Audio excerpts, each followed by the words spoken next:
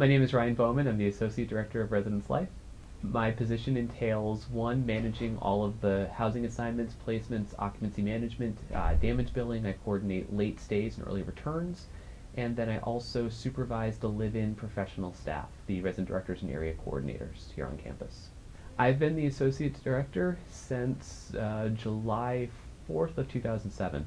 With the new residence hall being constructed, that does allow the university to grow and have additional beds. And with those additional beds, one of the goals has always been to be able to take some of our older residence halls down for renovations and upgrades.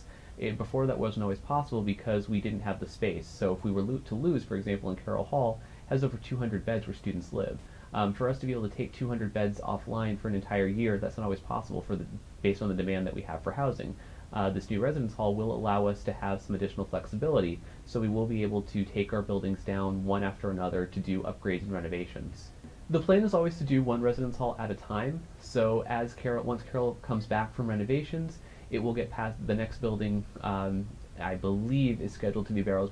Things can always change.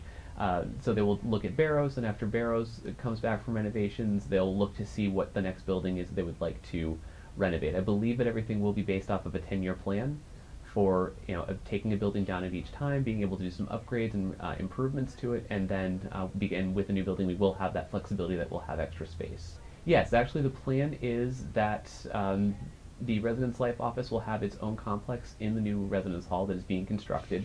And the nice thing is that if you haven't seen or come to the Residence Life office here in Barrows, we're kind of right in the middle of a student floor. So you have student rooms, then there's a Residence Life office, and it really isn't always, it's not great for us, it's also really not great for the students. So when this new complex is actually going to be set off aside, so there'll be the Residence Life office complex, there's going to be a very large programming area space, venue, and there's also going to be the fitness center and fitness studio. So it's going to be part of the new residence hall, but it will be separate from the residential side of things, so students aren't going to accidentally walk into a Residence Life conference room while they're trying to walk down the hallway. I think it's always the biggest thing whenever you're going to undertake a new building plan is finding the funding and getting everything set up for that. But definitely we wouldn't have been able to break ground unless we had the funding secured and able to do it. The next thing is that it's always to look at having the plans ready, and also the nice thing is that CCSU years ago when I first came here had worked on the plans of what they wanted to do for improvements to Carroll Hall. So pretty much it took a while to finalize everything for the financing to come through for the new building, and then the plans to be approved for Carroll, but it looks like everything is on track the way to go.